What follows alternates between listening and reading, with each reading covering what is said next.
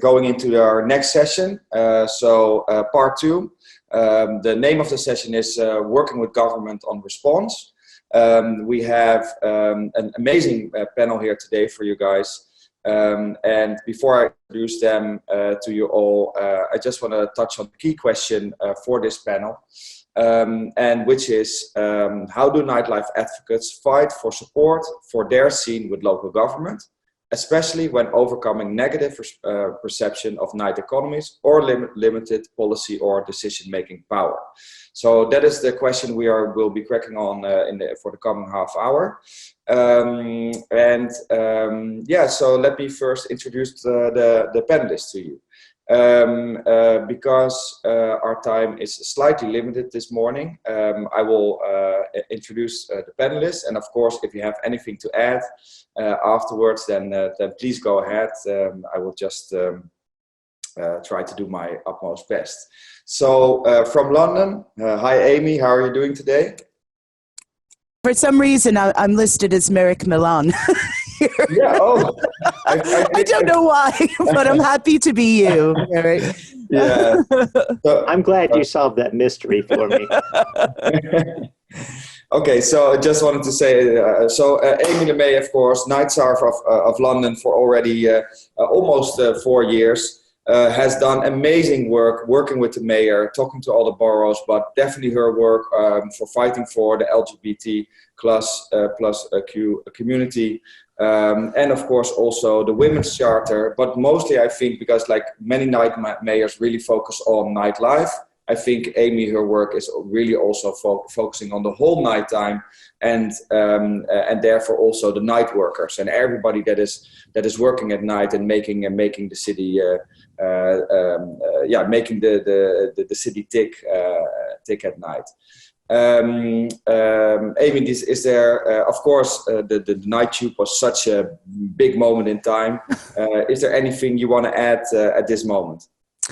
I just caught the tail end of your previous conversation. Sorry I couldn't join in. I was in a recovery meeting for London. But I just to build on what Sasha said earlier around, this discussion around release and recovery is so important.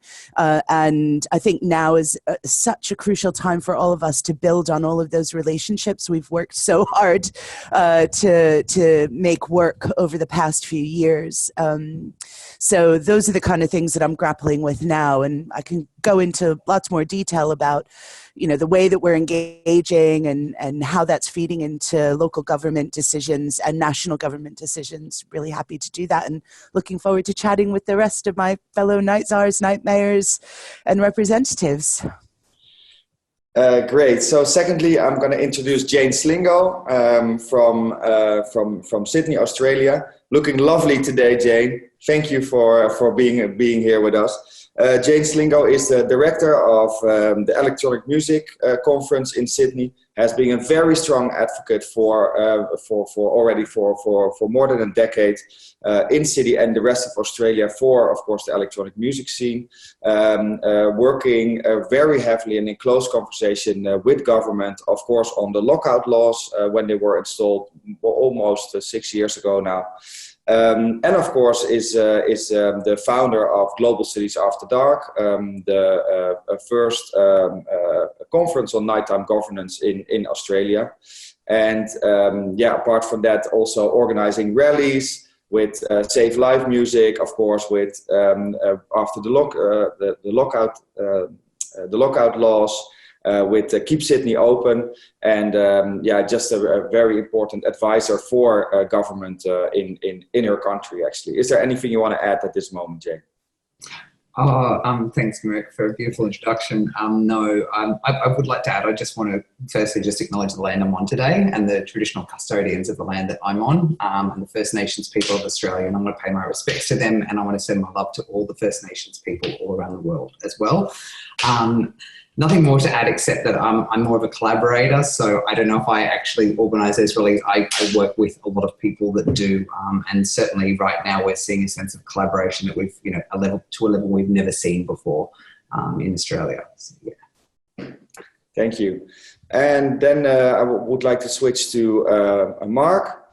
Mark is based in Vilnius. He is we can now say you are the night mayor of Vilnius at the moment, right, Mark? Yeah, I think you're owning that title, and you're doing it so well that you're doing this so well. Mark was a city councillor before, a very strong advocate for the nighttime scene in Vilnius, making sure that this topic was really brought to the agenda, and because before that nobody was ever speaking about this, and nobody was being a voice or making a voice here for that scene that is also in Vilnius very, very active, and so that's a very important work, a lot of grassroots work there. Of course, started the Nightlife Alliance, which is also rapidly growing. And I've seen some very interesting tactics coming from your way in the last weeks, which we will be sharing later on in the conversation. Is there anything you want to add at this moment, Mark? Hi, everyone. For sure, I want to thank Lutz and Mirik for starting me on this journey and giving me all the intellectual tools I needed right at the start to understand how to make a good start. And thank you again, because it's going pretty well, I think. We're making some progress, and it's all because of the advice that you've given me. So thanks for bringing the world together, and thanks for supplying me with the knowledge I needed.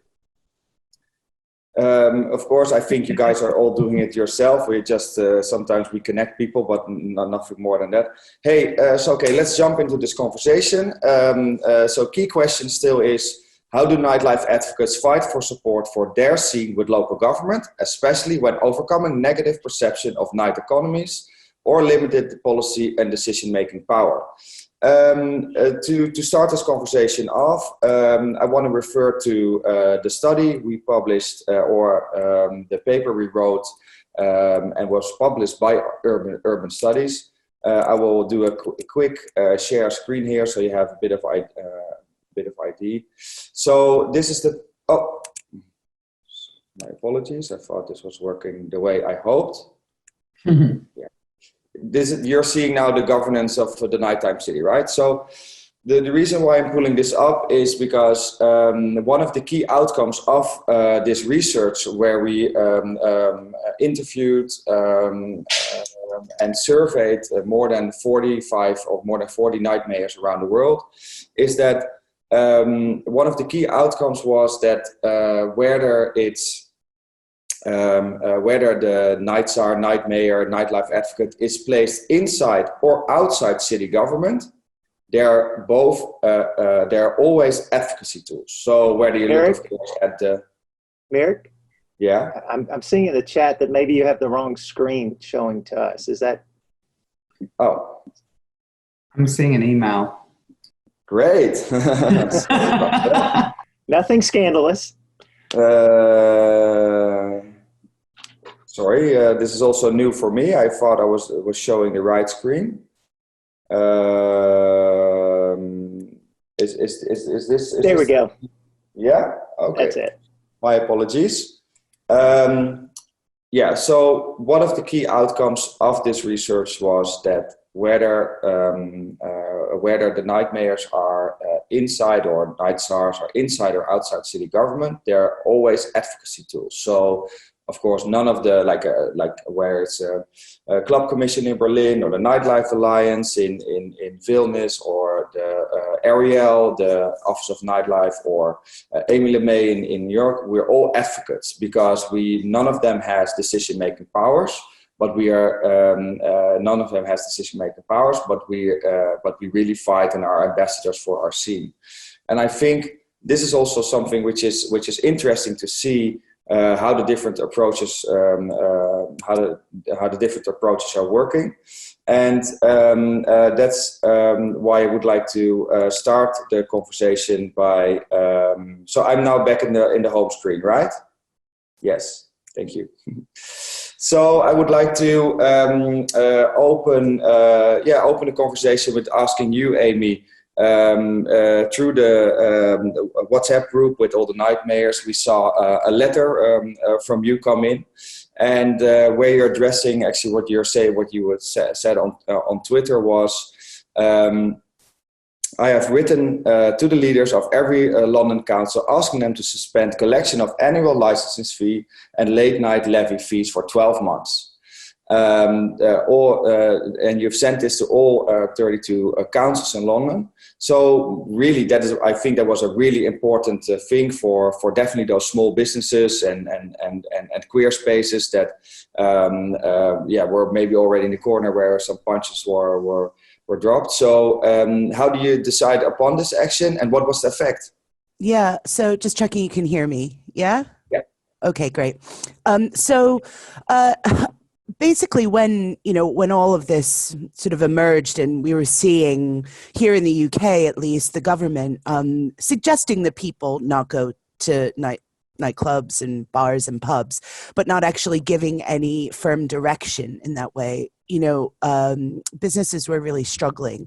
And then when the official lockdown came, all of a sudden businesses were realizing, these costs are mounting up. You have to pay your rent. You've got all of these, your overheads. What is it that we could ask local authorities to do that is within the law, that would be quite simple for them to do, but they're not particularly thinking about.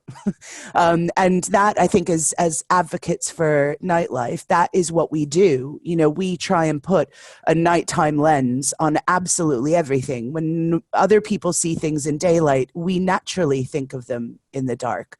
And so I identified this as one area that local councils could make a really big difference. The late night levy is controversial anyway. A lot of nighttime businesses don't like it. A lot of councils collect the money and don't really use it in the way that they should. And so, it was also one way of kind of, dare I say it, making a political point and saying, these are things we need to take into consideration. And I'm getting some responses in now, and they've been varying in their responses. But the thing is, we've since had some guidance from national government encouraging councils to be more understanding with businesses. So while it's not a firm directive, it gives me room for maneuver to advocate and to lobby even harder on this issue. And I think anything we do at this moment in time to relieve the pressure on nighttime businesses is really important. So this is just one way that we've been looking at doing that.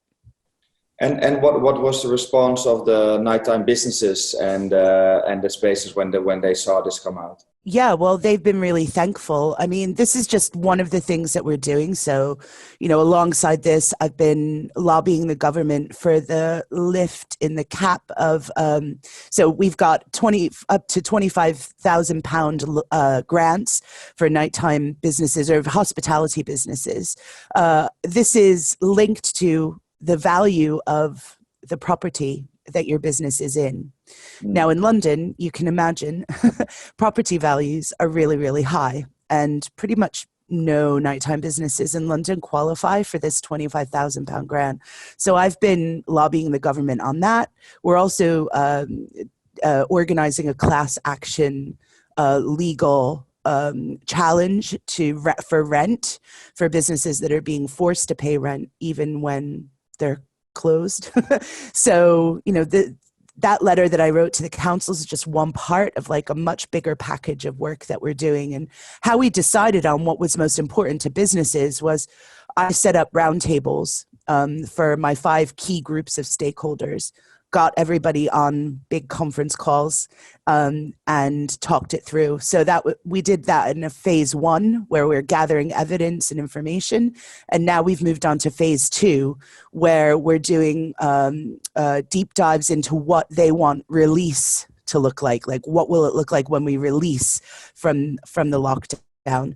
And the phase 3 will be recovery, because I think recovery is going to be like 2, 3, 4 years long, quite frankly. 2, 3, 4 years. Yeah, of course. Yeah, to build back up to where we were before. Yeah. Okay. Yeah. So no, I mean, I guess what I'm doing is just like dividing it in from release, like what happens when they unleash, when the doors to all the pubs burst open, and then what recovery further down the line looks like. Yeah, amazing. Yeah. Keep up the good work. I will come back to you in a bit. Moving over to Australia, it's great that these connections are so strong. So I'm actually really happy about how easy this all goes. Hey, Jane, Australia was one of the first after South by Southwest to do a crowdsourced project. I lost my gig. This website was to track the lost work of artists, even event workers, but also creators. And my question is, how did you bring that information to the conversation with government? And maybe a follow-up, what was the outcome and what was the effect did policy have in your opinion? So the I Lost My Gig, that was the very swift work of the Australian Festival Association and in particular Music New South Wales, and that's run by two incredible women, Julia and Emily, and they were incredibly fast. And I think the speed to getting that live was absolutely crucial. I think they looked back in hindsight and thought, if we had the time to get a data statistician to help us set it up so that we didn't have as much manual labor, because they literally, those two women worked around the clock going through manual data to identify duplicate entries, et cetera, but nonetheless, that was the most key driver in those phase one kind of conversations, because ultimately what that survey did, it was a fill out. Every time a gig is cancelled, you fill out a new entry. And as you said, it was not just for artists, it was also for gig workers. And what that really gave was a real time, like a daily update of like, okay, well, Wednesday, we've now got this many people affected and we've got this much total income lost and we've got this many gigs cancelled. Thursday, you could just see this needle shifting and shifting. And that was used, as I said, that was a really key driver to start the communication on a federal level.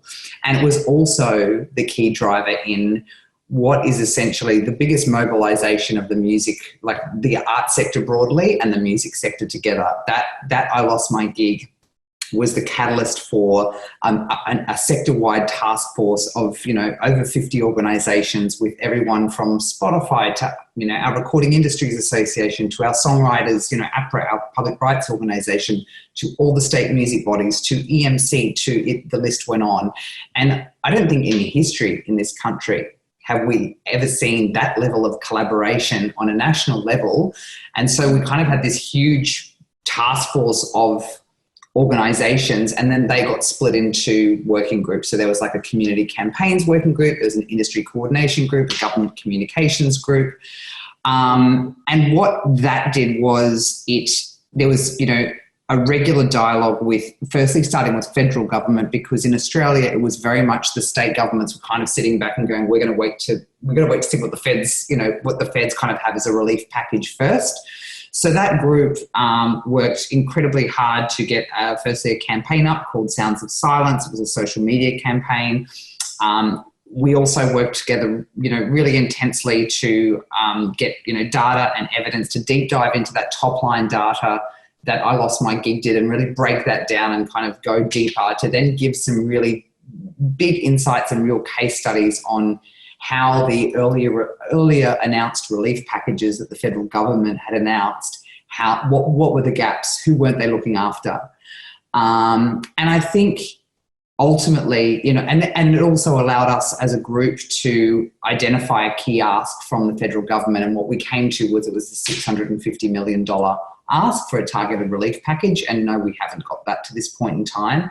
But what it has done to this point anyway, it was a really big influencer, I think, on moulding the welfare payments that have just come through, and they're being processed as we speak, which is JobSeeker and JobKeeper. And in particular, JobKeeper, originally there was payroll relief, and now there's a real recognition of sole traders, the gig economy, etc. And I really think that I Lost My Gig and the subsequent working group that stemmed off of that was really crucial in making the federal government actually realise that the base of workers that are in the gig economy and the sole traders was far greater than they imagined. So that's the first win.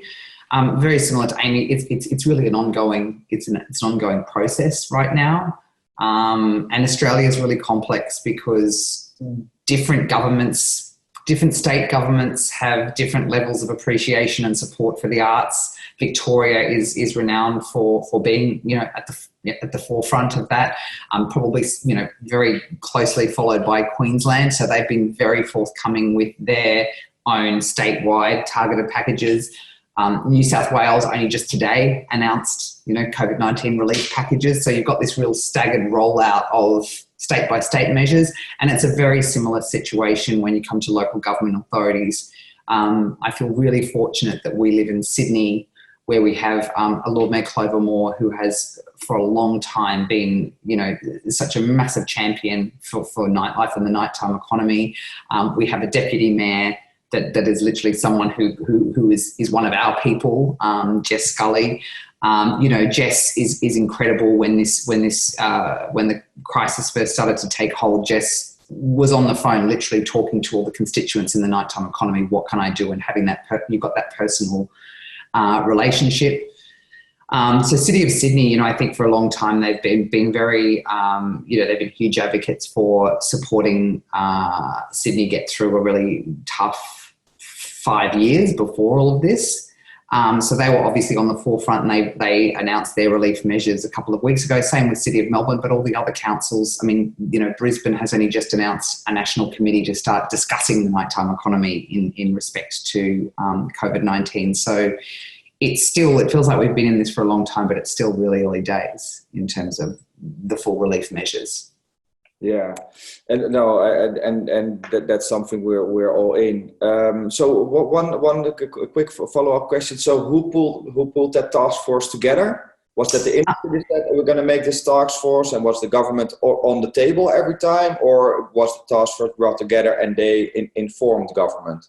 Yeah, I mean, look, it all started with I lost my gig, and as I said, when it started, when we went to a shutdown, not a full shutdown, but we went to, I'm even losing track of which stage it was, but when they first announced that there's no events over 500 people, that's when immediately we knew. And Music New South Wales and the Australian Festivals Association very quickly got that site up. Like I'm talking within 24 hours, it got up.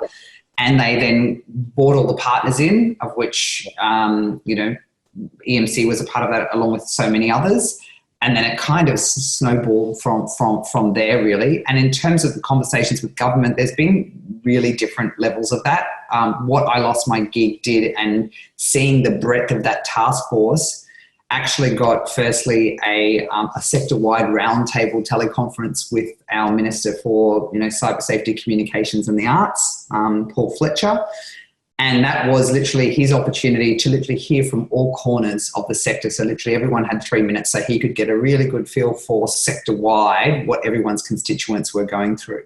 And then from there, there's been daily dialogue of the government coordination group talking to the Federal Arts Minister, talking to their respective state government, local government, etc. Yeah. Oh, thanks so much for that comment. We'll come back to you in a second. So hey, Mark, moving over to Vilnius. Like in the last couple of weeks, I've seen you try a whole range of different tactics to convince your local policymakers on the value of nightlife.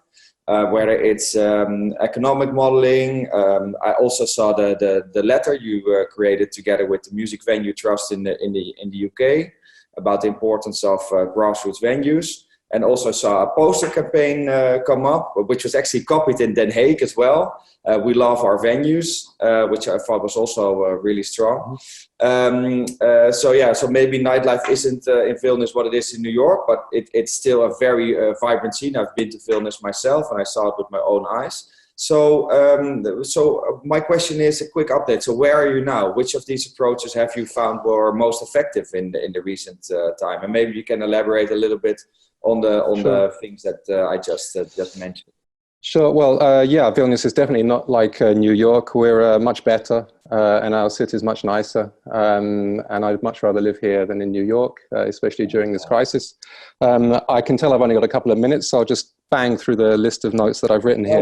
We have like 7 minutes left, so don't. Okay, I'll try and get everything in, because like you said, my attitude was to try everything and see what sticks. I'm working pretty much on my own. I have an unpaid executive director of the Vilnius Night Alliance. And we're basically sitting on Messenger, and Vilnius is a very small city. Lithuania is a small country. So if you imagine that basically it's kind of like a pub, and there's the president sitting at one table, and there's a prime minister sitting at another table, and you just kind of walk up to them with a beer, and you say, hey, look, you're thinking about the night economy? And they're like, what's that? And it's really informal. So because I was already a politician and I have the contacts, literally on Facebook Messenger, you hit people up.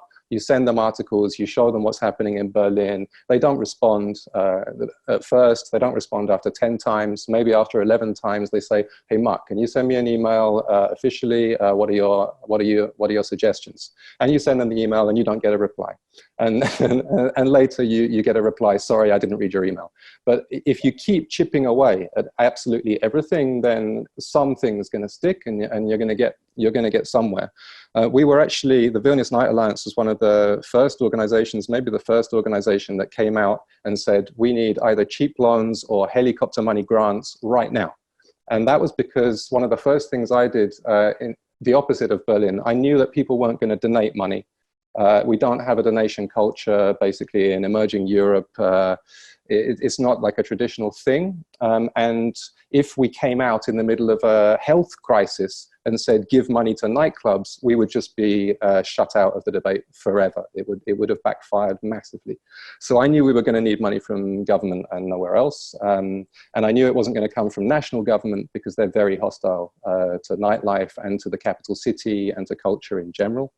The culture committee chairman is a huge landowner oligarch who doesn't know anything about culture and is proud to not even drink coffee. So, you know, that wasn't going to work. So I was trying everything with the local government. So we just started putting out these proposals, and it was because I called economists. Like, I'm not an economist. I called economists and I said, what should we be doing? What should we be doing? I saw them on Facebook making some comment about helicopter money, and I'm like, okay, well, how much, like, what do we do? We did some surveys. We're like, okay, we need like 10,000 for each bar, like now. Then we tried explaining bars which have performance spaces should be prioritized because they're the most vulnerable and they're the most valuable. Then we heard, oh no, we can't just do that. We have to support everybody. And I said, okay, let's support everybody. Let's go. You just keep going with this kind of enthusiasm. And everyone was sending me messages like, thank you for your efforts, which, you know, means like, it's not gonna work, Mark, but, you know, you're keeping morale up. Now, a rescue plan, including helicopter money, is being debated in the next council meeting. So everyone said it's not gonna work. Well, we've got as far as a debate in the council meeting. I guess I'm skeptical. But yeah, you need to have it on a political agenda, right? Otherwise, it's on the agenda, and the way to get it on the agenda is to attack on all fronts. Like, if it was a war, you don't think, should we use tanks or infantry? Like, you use tanks and infantry, right? So that was the way we did it. I just wanted to comment about I lost my gig, because sadly I'm kind of thinking that any help that's going to come is going to be too little too late, and we're looking at a mass bankruptcy of all of the venues that made Vilnius so great. So I've even already registered I lost my bar, and we're going to get people to register that I really loved going to this bar. I had a great time there. This is my best memory, and I'm really sad that it's shut down, and I want it to come back. We're moving into that kind of thing right now. And then even longer term, we're now suggesting things about fighting corruption, and maybe a new kind of legal entity which would cater for cultural institutions. So not a limited company, not a non-profit, but a cultural company. So these are the long-term things that I'm now starting to push, because unfortunately, I think we're looking at a really bad situation in the next 2 or 3 years. Yeah, keep up the good fight. So we're almost out of time. I would like to finish off by asking you all what would be a tip that you have for the listeners, or the thing that your biggest challenge was when working with government in your city. maybe I'm gonna start with Amy again. Yeah. Yeah. So for me, I think the one thing that really shifted the narrative was data.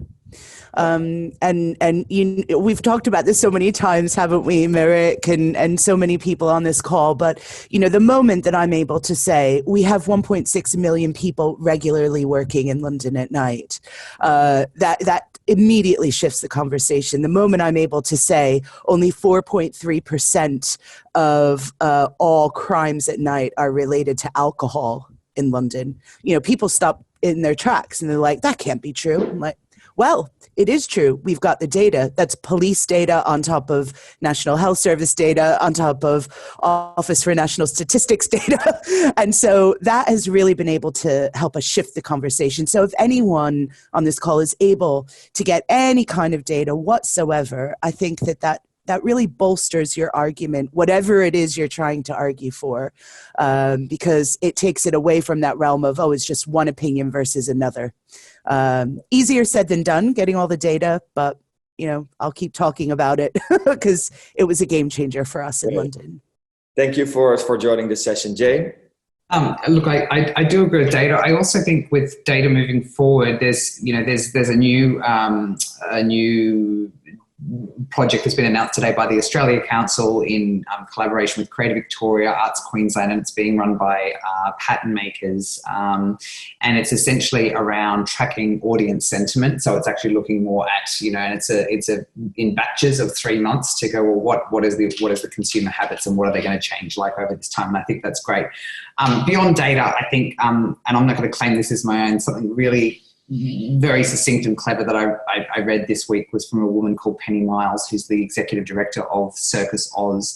And she talked in this article, was it like an op-ed, and she talked about we have to change the conversation from we need funding, we're screwed, we need funding, to governments investing. So it's about you have problems X, Y, and Z. We need this much money so we can help you solve those problems. And I think there's, because I think, of course, we've had to have the narrative around the devastation, but we're not going to be able to have that narrative ongoing. And there is, as we all know, there is absolute value in nightlife, absolute value to society. So it's about working out how do we use the power of what we've all built to apply that to solving problems for the government moving forward. Okay, thanks. I have 1 more minute left. Mark, for you. The quickest thing ever, I don't believe in data. In my environment, I tried for 4 weeks and nothing happened. I believe in politicians' ego and their ambition, and you need to give them something, let them own it, let them feel like they're part of it, and it's going to bring them something. And I totally agree. You say investment, you don't say funding, and then things can work better. Good. Well, best thing is to combine all these strategies together. If you want to have more information, please go to nighttime.org as well, where we gather all information from around the world. Thank you, Amy. Thank you, Jane. Thank you, Mark. Sorry to the other panelists for going a bit over time, but this is, thank you for this conversation. Jazz hands time. Storm? Excellent. Yeah, thank you, Mirik and Amy, Jane, and Mark. I want to echo those sentiments. And thank you for the fights you are fighting out there. It means a lot to your citizens and your friends and fans. So please keep the fight, good fight going.